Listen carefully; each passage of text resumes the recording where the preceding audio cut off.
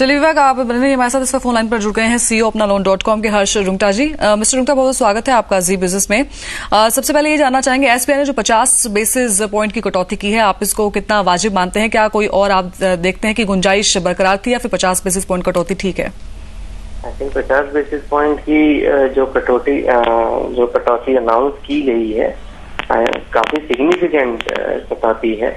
और अब आगे की गुंजाइश अगर कटौती के लिए है वो तो डिपेंड करेगा कि इन्फ्लेशन के नंबर्स क्या रहते हैं और आरबीआई की पॉलिसी क्या रहती है और स्मॉल सेविंग्स की रेट्स वगैरह क्या रहती हैं, उन पे डिपेंड करेगा। जी बिल्कुल रुंगटा साहब, लेकिन जो ये कटौती हुई है, अब आगे की अगर हम सिचुएशन देखें, जो बाकी बैंक्स हैं, क्या उनसे भी अब उम्मीद की जा सकती है? क्योंकि सरकार भी लगातार वाह कह रही थी, क्योंकि आरबीआई ने भी कई स्टेप्स पहले हमने देखे हैं उठाए हैं, तो अब आगे अब बाकी बैंक से भी हम उम्मीद कर सकते हैं कि वो भी इसी तरह से कुछ नेक्स्ट स्टेप देखने को मिले? हाँ, तो क्लियरली एसबीआई मार्केट लीडर है, तो वो जब स्टेप्स लेता है तो सारे मार्केट में अफेक्ट होता है। तो to that much extent market में अफेक्ट होगा, लेकिन एग्जैक्टली सिमिलर तो नहीं होता है, बिकॉज हर बैंक की अपनी कॉस्ट स्ट्रक्चर होती है, अपना रेवेन्यू स्ट्रक्चर होता है, तो हर बैंक इतना ही करेगा या करेगा ही रिडक्शन। यहाँ पर बात हो रही थी कि 50 बेसिस पॉइंट की यहाँ पर कटौती की है। उज्जवल ने भी यहाँ पर कहा था कि लोन लेने में जो है दिक्कतें आ रही हैं, ऐसे में कटौती तो यहाँ पर हो गई है, लेकिन जो लोन की जो एक्सेस है उसको आसान बनाना वो भी एक इम्पोर्टेंट यहाँ पर फैक्टर रहेगा। बिल्कुल योजना, अगर यहाँ पर देखें तो जो आम आदमी की प्रॉब्लम रही है वो यही है कि हालांकि दरें बैंकों ने जरूर कम कर दी हैं, लेकिन अभी भी जो होम लोन हैं वो इतनी आसानी से पास नहीं हो रहे। हालांकि पिछले कुछ महीनों से, पिछले 1-2 महीनों से कुछ इस तरह की मार्केट में खबरें हैं कि थोड़ा सा होम लोन की दरें कम करने के बाद बैंक थोड़ा सा लोन देने की प्रक्रिया में तेजी कर रहे हैं। लेकिन पहले हमने देखा था कि करीब अप्रैल से पहले तो यहाँ पर देखने को मिला था कि होम लोन सरकार देने के लिए तैयार भी नहीं थी। तो यहाँ पर अभी रुंगटा साहब भी जुड़े हैं। रुंगटा साहब, दोबारा आपका स्वागत है। यहां पर मेरा क्वेश्चन आपसे यह है कि जिस तरह से देख रहे हैं कि सरकार बजट से पहले एसबीआई के जरिए शायद सरकारी बैंकों पर दबाव बनाए हुए है कि वो पीएलआर रेट कम करे, लेकिन यहां पर सीपीआई इंडेक्स लगातार बढ़ रहा है, तो ये एक थोड़ा सा कॉज ऑफ कंसर्न बन सकता है आगे आने वाले समय में? बिल्कुल बन सकता है। और अगर हम कमोडिटी प्राइसेस देखें जिसकी वजह से सीपीआई बढ़ रहा है, तो क्लियरली ये कॉज ऑफ कंसर्न रहेगा। न सिर्फ ब्याज की दरों में तो इसका इफेक्ट होगा ही, और भी बहुत इसका इम्पैक्ट सारी इकोनॉमी में होगा। तो यहाँ पे जो नेक्स्ट मंथ जो क्रेडिट पॉलिसी रहेगी, यानी जुलाई में जो क्रेडिट पॉलिसी रहेगी, उसमें आरबीआई किस तर्ज पर काम करेगा? डब्ल्यूपीआई इंडेक्स जो कि नेगेटिव जा रहा है, वहां से संकेत मिलते हैं कि आप इंटरेस्ट रेट को कम कीजिए। सीपीआई इंडेक्स जो कि लगातार बढ़ रहा है, यानी कि 10% के पार पहुंच चुका है। तो कौन सा एक पैरामीटर रहना चाहिए कि जिससे कि इंटरेस्ट रेट जो इकोनॉमी में रियल इंटरेस्ट रेट किस तर्ज पर चलने चाहिए, सीपीआई की दर पर या डब्ल्यूपीआई की तर्ज पर? यार, ये कह पाना तो मुश्किल है, लेकिन और चूंकि अब इतना फर्क है दोनों में, नॉर्मली दोनों में रिलेशनशिप रहती है जब साथ में बढ़ते हैं या साथ में घटते हैं, लेकिन पिछले दिनों में क्लियरली दोनों में जो रिलेशनशिप था वो ब्रेक हो चुका है। तो कौन सा ज्यादा अहमियत रखेगा ये कह पाना मुश्किल है, लेकिन कंज्यूमर प्राइस इंडेक्स को इग्नोर तो बिल्कुल नहीं किया जा सकता, स्पेशली जब वो डबल डिजिट्स में हो, इतना हाई हो, तो क्लियरली इसकी काफी अहमियत है और सभी नीतियों पर इसका असर होगा।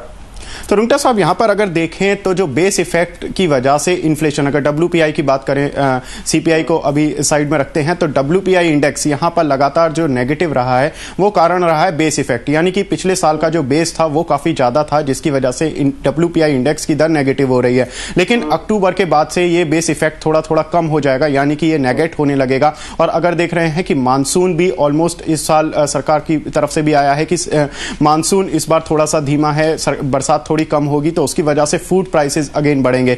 तो क्या हम देखते हैं जो ये इंटरेस्ट रेट में कमी हो रही है, ये सिर्फ एक शॉर्ट टर्म फिनोमिना है? Medium to long term interest rate दोबारा बढ़ने वाले हैं?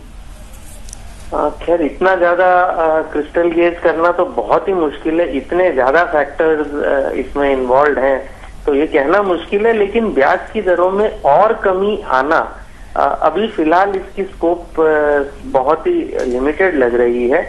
और फ्यूचर में जो वेरियस चीजें हैं, इन्फ्लेशन उसमें एक चीज है, सरकार की तरफ से क्या कदम रहते हैं, उससे कैसा ग्रोथ होता है इकोनॉमी में, और अगर ग्रोथ रेट भी ज्यादा होती है तो फिर ब्याज की दरें कम रहना थोड़ा मुश्किल होगा। तो ज्यादा इंडिकेटर इसी पे है कि ब्याज की दरों का और ज्यादा लो होना तो मुश्किल लगता है, और शायद बढ़ने की भी गुंजाइश लगती है, ऐसे आसार नजर आ रहे हैं। तो रुंगटा साहब, इसको माना जाए कि यहाँ पर इंटरेस्ट रेट बॉटमिंग आउट की तरफ है, यानी कि ये जो अपकट हो रहे हैं ये ऑलमोस्ट, अगर मीडियम टर्म की बात की जाए तो ये इंटरेस्ट रेट बॉटमिंग आउट की तरफ है। तो ऐसे में एक आम आदमी के लिए आप क्या राय देंगे कि अगर वो नया घर खरीदने जा रहा है तो क्या वो फिक्स रेट पर होम लोन ले या फ्लोटिंग रेट पर होम लोन ले? जहाँ तक आम आदमी का सवाल है, मेरे ख्याल से ब्याज की दरों का जो साइकिल है उसको टाइमिंग करना एक आम आदमी के लिए तो नेक्स्ट टू इम्पॉसिबल है। एक पहली बात तो उसको साइकिल समझ में भी नहीं आएंगे, दूसरी बात उसके पास इंस्ट्रूमेंट नहीं है कि वो अपने आप को उसको हेल्प कर सके। अगर आप फिक्स रेट की बात करें तो आज प्योर फिक्स रेट जिसे कहते हैं, जो कि सारी की सारी टेन्योर तक फिक्स रहे, ऐसा लोन इतना महंगा आज भी मिल रहा है। वो आज भी 13, 13.5, 14% पर है। अगर आप 20 साल के होम लोन की बात करें तो वो रियल ऑप्शन है कहाँ? तो अगर हम होम लोन की बात करें तो फ्लोटिंग के अलावा या पार्ट फिक्स्ड जो पब्लिक सेक्टर बैंकों ने फ्लोट किया है कि पहले साल 8% बाद में फ्लोटिंग, या जैसे कैनरा बैंक का स्कीम है 5 साल फिक्स्ड और बाद में फ्लोटिंग, तो वही उसके पास ऑप्शन है। बाकी तो फिक्स्ड ऑप्शन रियली उसके पास है कहाँ जो इसकी वो चॉइस कर सके।